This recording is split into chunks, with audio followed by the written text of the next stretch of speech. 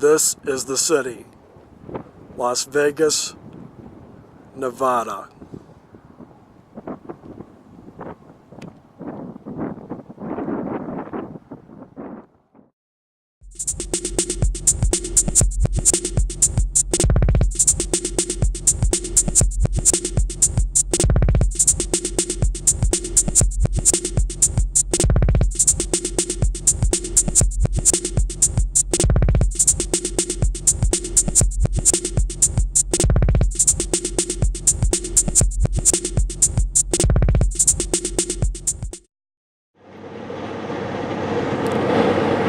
I guess any responsible show dealing with travel in Nevada needs to deal with this up front.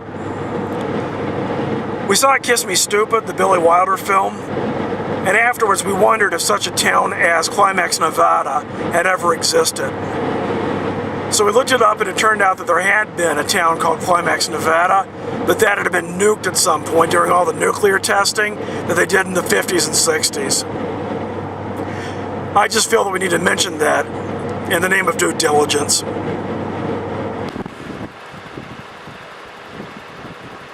So you ready to tackle Mount Charleston today? Yes, I am. I am so ready.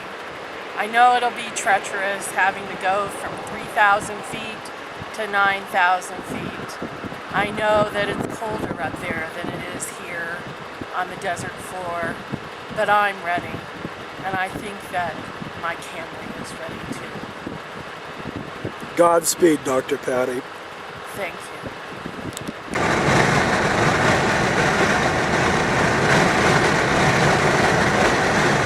I've yet to see any burros up here.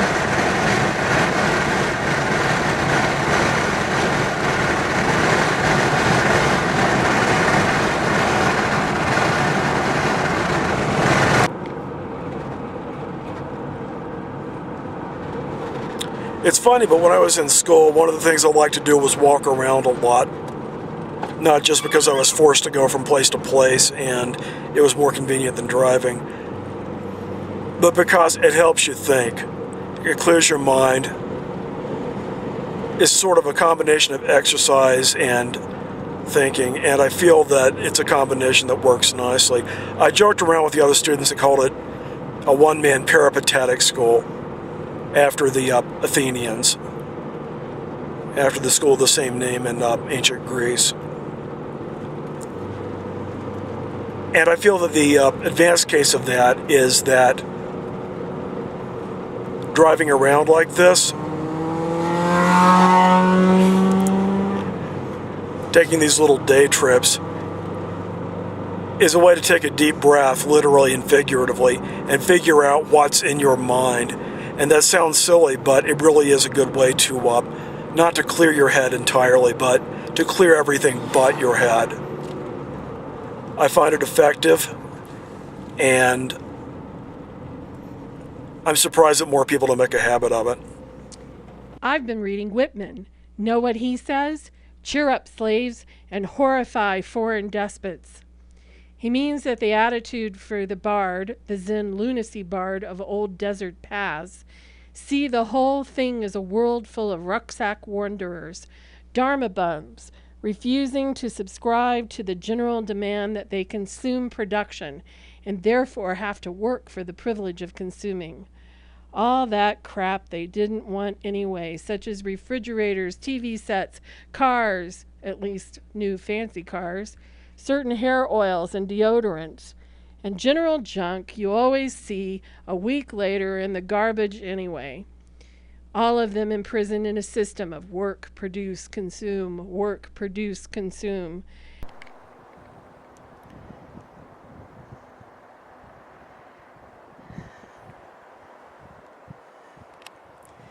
So last summer I met this author of a novel that wrote about driving.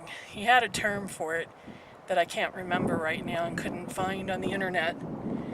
But he basically wrote about a guy who was trying to work out emotional and cognitive problems by just getting in his car and going.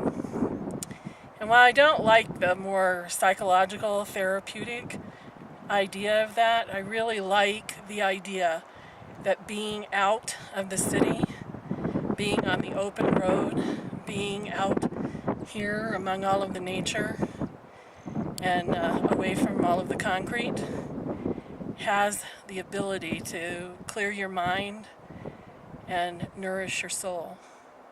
And that's why I come up to Mount Charleston, because it nourishes my soul.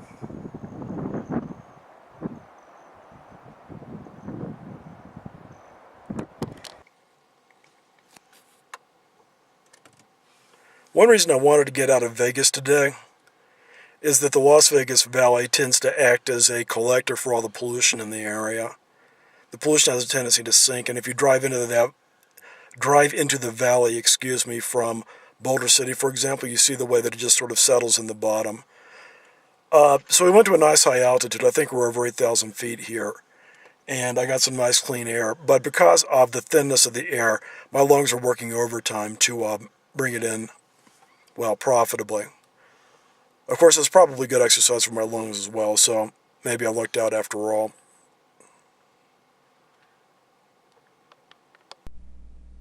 I see a vision of great rucksack revolution.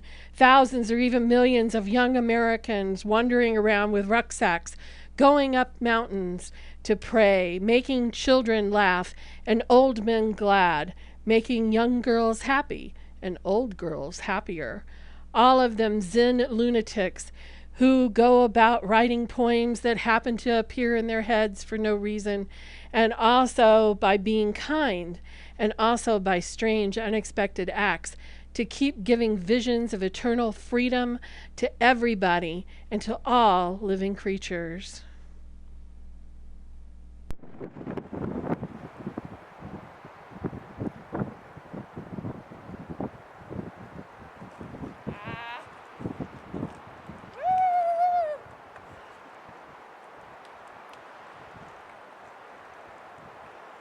Not so accessible speed bump.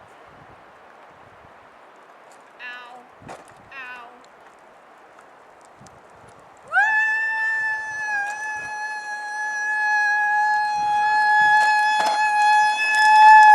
Woo!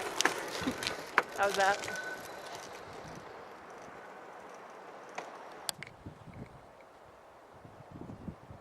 The oddity to end all oddities. A national forest in Nevada with actual trees.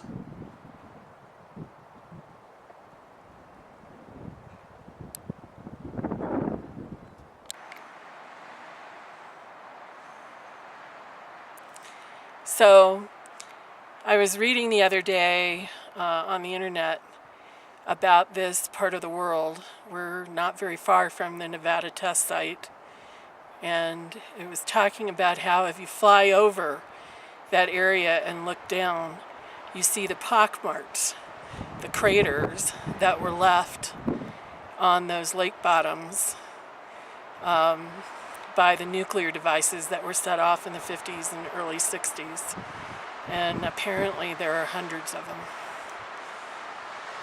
And they just basically blew up these lake bottoms like what we're looking at here. These are not blown, but a little further to the north, you'll see pockmarks in it where craters were left. It's really sad. Sing it.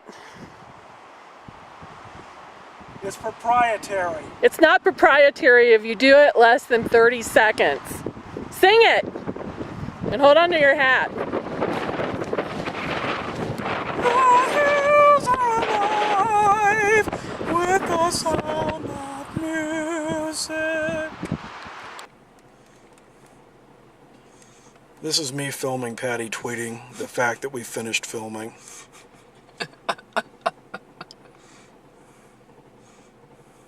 How postmodern is that?